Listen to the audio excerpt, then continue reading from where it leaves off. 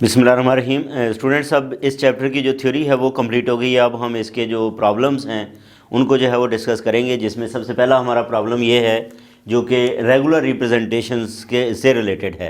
यानी कि कर्व कब रेगुलर रिप्रेजेंटेशन जो कर्व की है उससे रिलेटेड पहला हमारा जो है ये प्रॉब्लम है। शो दैट एक्स, ये हमें जो है वो एक वेक्टर दिया गया है, x is a regular parametric representation. ये जो हमारे पास कर्व है, ये जो कर्व है that is a regular parametric representation for all t and find the projections on to x1 x2 and x1 x3 planes. तो ये हम इसको जो है वो सबसे पहले क्या करेंगे स्टूडेंट्स, इसका जो है वो रेगुलर पैरामीट्रिक रिप्रेजेंटेशन प्रूव करेंगे। अब रेगुलर पैरामीट्रिक रिप्रेजेंटेशन क्या है? रेगुलर पैरामीट्रिक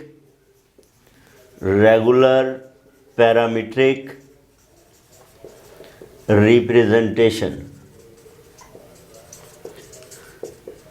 इसमें क्या होगा स्टूडेंट्स के, एक तो ये है कि डेरिवेटिव जो है वो क्या होना चाहिए, dx/dt इज कॉन्टिन्यूस।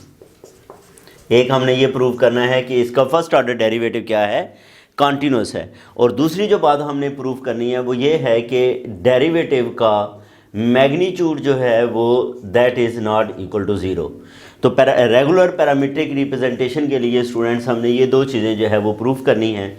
कोई भी कर्व जो है अगर इन दो कंडीशंस को क्वालिफाई करती है तो हम कहेंगे कि ये जो रिप्रेजेंटेशन है इस कर्व की ये रेगुलर रिप्रेजेंटेशन है। तो सबसे पहले हम देखते हैं कि अब गिवन कर्व हमारे पास क्या है। Given x is equal to TE1 plus t square plus 1 E2 t-1 इसका क्यूब E3, और इसे हम स्टूडेंट्स क्या कह लेते हैं, दैट इज़ इक्वल टू 1।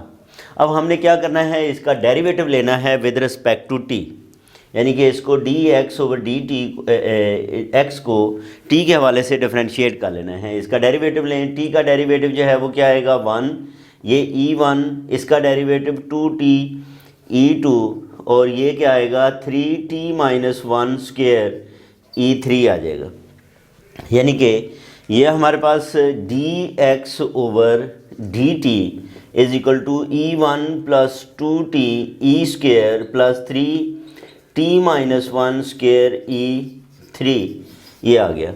अब यहाँ पे ये देखें स्टूडेंट्स के, ये हमारे पास जो है वो पॉलिनोमियल्स ही हैं, ये 2t और ये भी स्क्वायर में है। तो पॉलिनोमियल्स जो हैं वो कॉन्टीन्यूस होते हैं, वो हमेशा जो है वो तमाम वैल्यूज़ के ऊपर क्या होते हैं, कॉन्टीन्यूस होते हैं। तो which shows that dx/dt is continuous, which shows that dx/dt is continuous for all values of t। ठीक है जी, तो ये पहली कंडीशन जो है वो क्वालिफाई हो गई। अब हमने स्टूडेंट्स क्या करना है, इसका मैग्नीट्यूड जो है वो फाइंड करना है, यानी कि dx/dt मैग्नीट्यूड किसके इक्वल आएगा, ये कोएफिशिएंट्स का स्क्वायर और इसका सम कर लेना है। ये 1 स्क्वायर प्लस 2t इसका स्क्वायर प्लस 3t-1 स्क्वायर इसका होल स्क्वायर और स्क्वायर रूट, ये क्या बन जाएगा, ये हमारे पास आ जाएगा 1 plus 4t square plus 9t-1 raise to power जो है वो क्या आ जाएगा, 4 आ जाएगा। अच्छा, अब ये देखें t की जो भी वैल्यू आएगी, पावर 4 है, इवन है, तो ये पॉजिटिव आएगा, और ये भी क्या होगा, पॉजिटिव। दरमियान में भी जो सम है तो इसका मतलब इसकी वैल्यू ज़ीरो आ ही नहीं सकती। आप कोई भी वैल्यू जो है वो इसके अंदर पुट कर लें, तो इसका मतलब क्या है कि ये जो दो कंडीशंस थी दोनों क्वालिफाई होती हैं कि dx/dt कॉन्टीन्यूस है और dx/dt जो है वो क्या है, नॉन ज़ीरो है फॉर ऑल t। ठीक है, तो इसका मतलब क्या है, which shows that the given curve is a, which shows that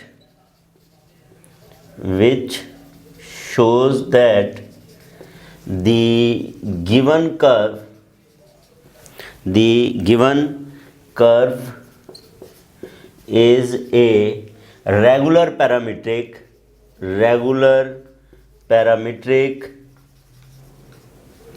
representation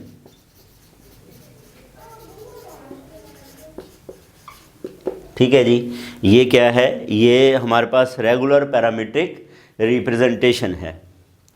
अच्छा, इसके बाद जो है वो ये हमारे पास है रेगुलर पैरामीट्रिक जो है वो रिप्रेजेंटेशन आ गई। अब हमने क्या करना है स्टूडेंट्स, इसमें ये प्रूव करना है, फाइंड करनी है projections on to x1 x2 और x1 x3 प्लेन्स। तो सबसे पहले हम जो है वो स्टूडेंट्स क्या करते हैं, इसको पैरामीट्रिक इक्वेशंस की फॉर्म में लिख लेते हैं। इसको किस फॉर्म में लिख लेते हैं, पैरामीट्रिक इक्वेशंस की फॉर्म में लिखेंगे। यहाँ से हम x1 x2 x3 लिख के फिर आगे इसको सॉल्व करते हैं।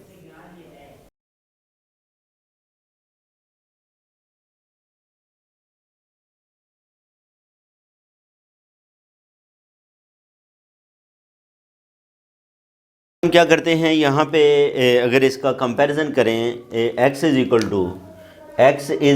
To x1 e1 plus x2 e2 plus x3 e3 से, तो यहाँ से हमारे पास x1 किसके इक्वल आएगा, x1 is equal to t, x2 जो है वो आ जाएगा t स्क्वायर प्लस 1 और x3 किसके इक्वल आएगा, t माइनस 1 इसका क्यूब। अब ये इसकी क्या बन गई हैं, पैरामीट्रिक इक्वेशंस आ गई हैं। अब हमने करना क्या है कि projection on to x1 x2, projection on to x1, projection on to, projection on to x1 x2, ठीक है। अब x1 x2 के ऊपर जो प्रोजेक्शन है वो हमारा स्टूडेंट्स क्या होगा, x1 is equal to t, x2 is equal to t square plus 1 और x3 को जो है वो 0 के इक्वल लिख देंगे। तो ये हमारे पास जो है वो प्रोजेक्शन आ जाएगा, यानी कि इसमें x3 जो है वो किसके इक्वल आ जाएगा, 0 के इक्वल आ जाएगा। क्योंकि जब x1 x2 प्लेन के ऊपर जो है वो प्रोजेक्शन आएगा, तो प्रोजेक्शन प्लेन के ऊपर है, तो इसका मतलब इसकी जो तीसरा एक्सिस है वो क्या हो जाएगा, वो 0 हो जाएगा। अब यहाँ पे हम इसको एक और फॉर्म में भी लिख सकते हैं, किस तरह कि हम क्या करें, इस x1 की वैल्यू इधर पुट कर दें, तो ये हमारे पास क्या आ जाएगा, x2 is equal to x1 square plus 1, यानी कि ये क्या बन जाएगा, x2 is equal to x square x1 square plus 1 और साथ क्या आ जाएगा, x3 इज़ इक्वल टू 0। तो ये क्या है, ये projection on to x1 x2 है।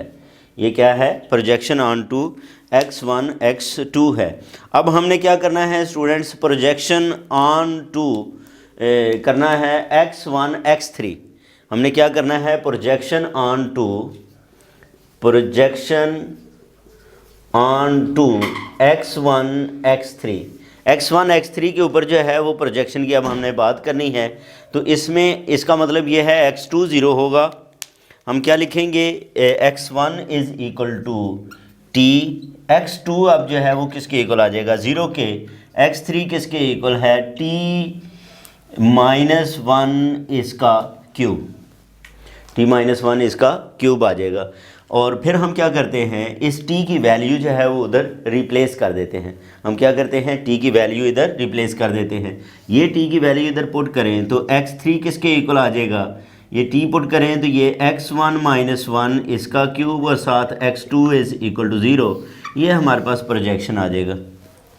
ठीक है। अब अगर हम ये भी बात करें कि ये जो कर्व है, ये कर्व जो है वो किन की इंटरसेक्शन है, तो ये बेसिकली जो कर्व है ये हमारे पास इंटरसेक्शन है ऑफ द सिलेंडर्स। ठीक है, this curve is the intersection of, the curve is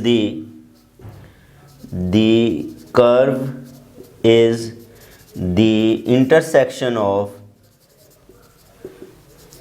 cylinders. ये आप लोगों ने स्टूडेंट सिलेंडर्स जो हैं वो पढ़े होंगे 3 डायमेंशन में, जो बीएससी कैलकुलस है उसका जो है वो 3D का जो चैप्टर है उसके अंदर के curve is the intersection of the cylinders. ये 2 सिलेंडर्स हैं, एक हमारे पास है x2 is equal to x1 square plus 1 और दूसरा है x3 is equal to x1 minus 1 इसका क्यूब। इन दोनों की जो इंटरसेक्शन है वो बेसिकली जो है वो हमारे पास ये कर्व है। तो ये था स्टूडेंट्स हमारे पास जो है वो पहला प्रॉब्लम। इसके बाद जो है वो सेकंड प्रॉब्लम को डिस्कस करते हैं नेक्स्ट वीडियो के अंदर। अपना ख्याल रखें। अल्लाह हाफिज़।